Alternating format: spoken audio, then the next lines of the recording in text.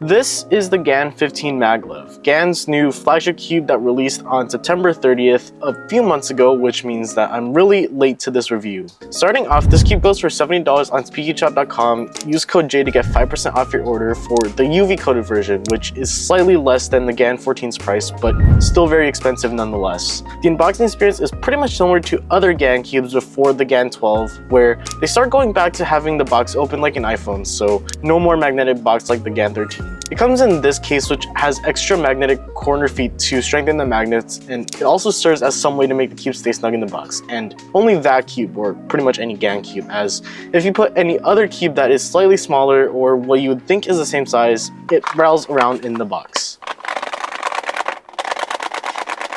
The features of this cube are UV coating, there is also a frosted version, a dual adjustment system, and replaceable corner feet magnets. That's pretty much it. Everything else is pretty much standard.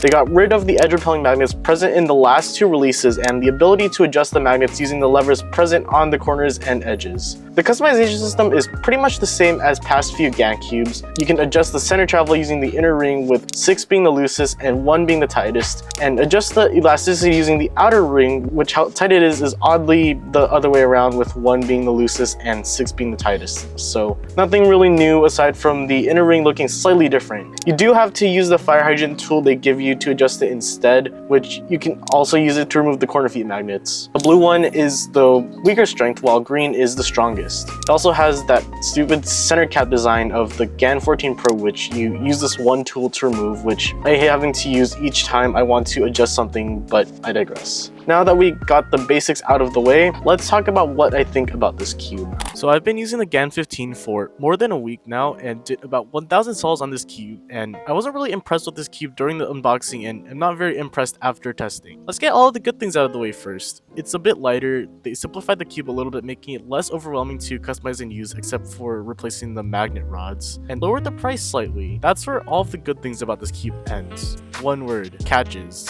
This cube catches a lot during actual solves, and I can't really pinpoint exactly what it's causing it to catch, but the past few GAN releases are known for catching when turning the cube in specific ways. Ever since the GAN 11M Pro, I believe the combination of how light the cube is, the various holes on the pieces, and how the cornered core magnets are made likely contribute to this catching problem that has been more prevalent since the GAN 12. This cube is only good if you're either a top cuber and or have an accurate turning style. It is very unforgiving towards rougher or any other turning style that isn't light or immaculate. I've gotten mixed results while using this cube, where sometimes I get really good times, sometimes I get really bad times, and a lot of the times I get on this cube are mid. I personally haven't experienced pops during solve, which is a lot better than what I've heard about the GAN 14, but I did get it to pop once when having it on a loser setting, but then again I was trying to get the cube to pop at that time. I wish I could like this cube, but while I feel people might see the reason why a lot of people, including I, don't really like this cube as a skill issue, if the cube doesn't really work well with varying skill levels in cubing aside from a world-class skill level,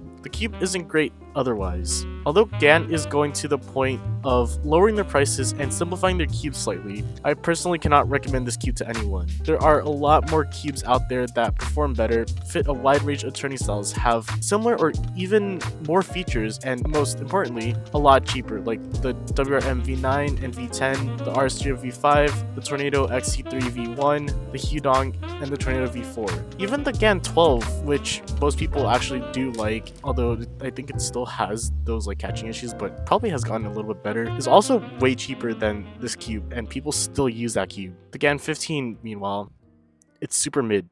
It's just mid.